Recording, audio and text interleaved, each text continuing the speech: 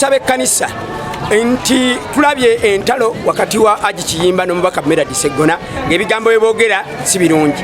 Naye njagala kusaba abakulembeze naddala abakadde baffe abo ab'omwoyo bajje batuuze ng'era bwe tukiraba kati ssaawa zino babatuuze kwegamba bireme kubeera lutalo nga bali mu sitwago ey'okunoonya akalulu tukyabuzaayo omwaka mulamba plus naye tulaba nga olutalo lw'amaanyi n'olwekyo ebyobufuzi si lutalo. Nsaba Aji Kiyimba wamu n'omubaka Ssegona bakakkane.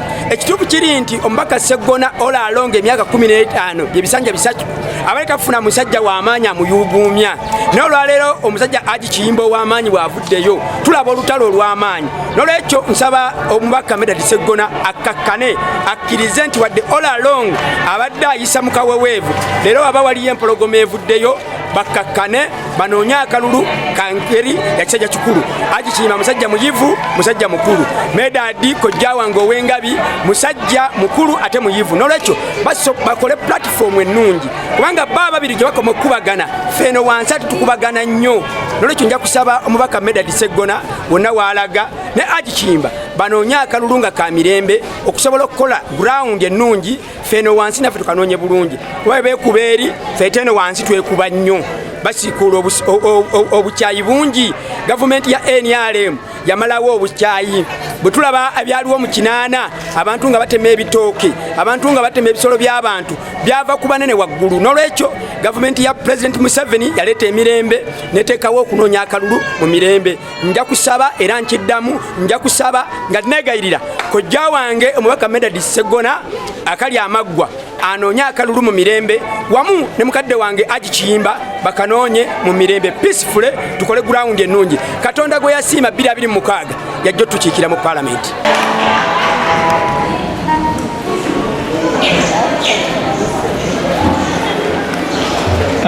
Basobo ne banyabo bino bye bigambo byange mukamenga nfunika ebigambo byange.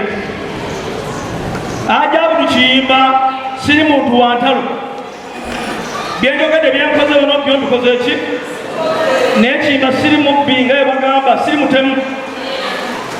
Omuntu omubaka palamenti nga amaze ebisanja bisatu atunnyonnyola ebyakoledde emmende yono bamala okunnyonnyola ebyakoledde emmende alyoka abuuza Kiyimba kino kyagamba kye kino naye sikudda ku Kiyimba mutemu aba ttaka akola kino akola obyono bwa bodaboda ebyo tebigasa mukulembeze. Nnyonnyola byakoledde abantu emyaka 15 ebisigadde abantu bakuzaayo emyaka 5 oba tebakuzaayo.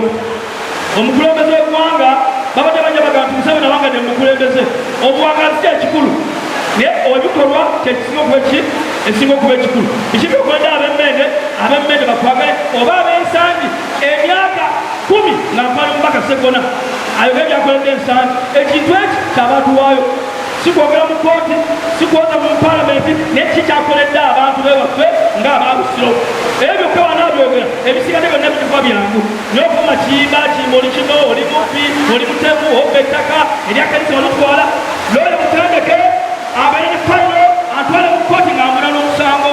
Omuntu obukozi tayogera bigambo bingi. Obukozi kyekino.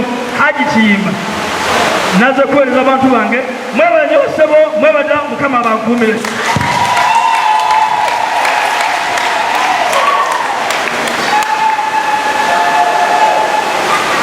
Mukama waffe yeebazibwe Hajji Kiyimba namwenne kanisa ya Katonda ekuŋŋaanidde wano. Ebimu ku Hajji Kiyimba byanjogeddeko tampaayidde nabimwogerako ndi mu kanisa nabimwogerako kubanga yantankuula bubi. Twali mukolo gwa kuziika bw'osisinkananga omwawule gwe bayita muzeeyi Eriyasaafu Ssebajja emaya omubuuzanga ekyali mu kuziika okwo. Baatemula omuvuzi wa bodaboda. Hajji Kiyimba n'agamba nti abadde akatira ekibanja n'omuntu wa Nuuku n'olwekyo wa Nuuku ye yamuse Ssegona ye mukwano gwe mumugamba agambe mukwano gwe aleke kutta bantu ng'abantu bakaaba amaziga gakulukuta bwe gati gayiika. Kiyimba n'agamba nti omusi mukwano gwange. Nange kye nava mugamba nti ku mulembe gwa kitatta aba bodaboda battibwa nnyo nga ye petroni wa bodaboda. Bwe bamusiba obubbi bwa bodaboda ne buyimirira. Kaakati ono bwe yeekomyawo ku bukulembeze bwa bodaboda nga tavuga bodaboda, tali ku stage, si lubyanza, tasobola gisota n'etokota, obubbi bwa bodaboda ne bukomawo. Kyekyo kye namugamba kyannange. Nali mugamba nti mmwe abeewaŋŋamya mu bodaboda mwe mutta abantu. Nga njagala agende ye agamba ali mu gavumenti, agamba abali mu gavumenti balekerawo okulagajjalira abantu nga bafa. Ekyokubiri agambye nti namugamba mubbi. Yes, njagala okyaliko mu kanisa ye waffe Nakasozi bakubuulire histori wa Haji Kiyimba n'ettaka ly'ekkanisa. Mukama waffe Yesu Kristo bwe yasanga abanyazi nga beefuza ennyumba ya kitaawe yakola ki? Sirina mutawaana na muntu mulala yenna ku neesimbako. Oteeka ebisaanyizo ku mmeeza neteekako ebyange, abalonzi ne bagira ki? Kati ye mulungi nnyo, mbadde sinnalabika wano, sinnamwogerako, sisanze nga njogerako, simukutte nabyo mu matama. Neesiga Katonda kubanga Katonda owange mulamu.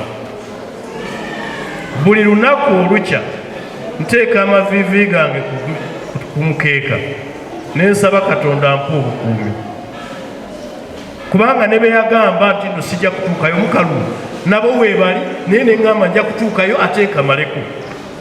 Si yasoose. Njagala kubeebaza kuzimba kanisa, njagala kubeebaza kuzimba nnyumba ya mubuulizi. Abamu bagamba nti nno omukono gwange gukaluba, naye nze nasalawo nze nkola bya Katonda, ate sigenda kugenda nga neewaana. Sigenda kubba kibanja kya nnamwandu wadde ekyamulekwa okusobola okugaba. Bwe nzija nga mweziri nga tugabana, bwe ziba teziriimu nga mulinda. Najjako wano n'ensuubiza era bye nasuubiza n'embikola nga teri ankubidde essimu. Saba ku nnyumba y'omubuulizi mukyala wange nange twekuŋŋaanyizaamu akakadde kamu okusobola